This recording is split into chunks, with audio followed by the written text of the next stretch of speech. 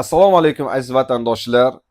Bugun biz foydali maslahatlar rubrikasida siz bilan uy olayotganimizda nimalarga e'tibor berish kerakligi to'g'risida gaplashib o'tamiz. Masalan, siz uyni ko'rdingiz, narxi to'g'ri keldi. Sizdan zadatni kutib qolishadi albatta. Lekin zadatni berishdan oldin siz bu uyga yuridik hujjatlarni talab qilishingiz kerak va qo'lingizga olganda uyi egasi bu xonadonga qaysi egalik huquqi orqali erishganligini, ya'ni o'tganligini bilishingiz kerak.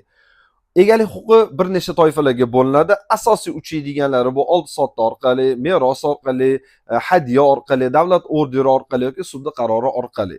Bugun biz siz bilan oldi sotdi shartnomasini ko'rib o'tamiz, chunki hammasini aytib o'tishga vaqtimiz yetmaydi.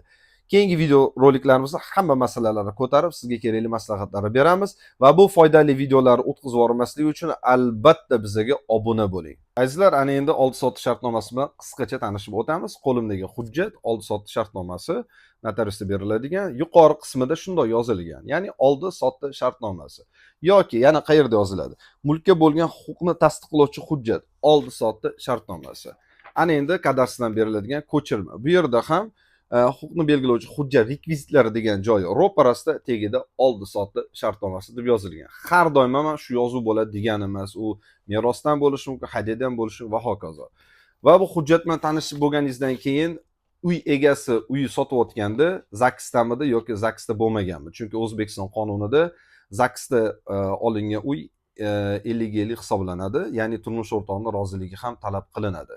Va shuning bilan birgalikda uyda doimiy ro'yxatda turuvchilarni kim borligidan ham xabardor bo'lishingiz kerak. Yana qanaqadir savollaringiz qolgan bo'lsa, kommentariyada albatta yozib o'ting va ularga javob berishga harakat qilamiz. Bizni qo'llab-quvvatlash uchun bizga obuna bo'ling va like bosishni unutmang. Sog' bo'ling, salomat bo'ling.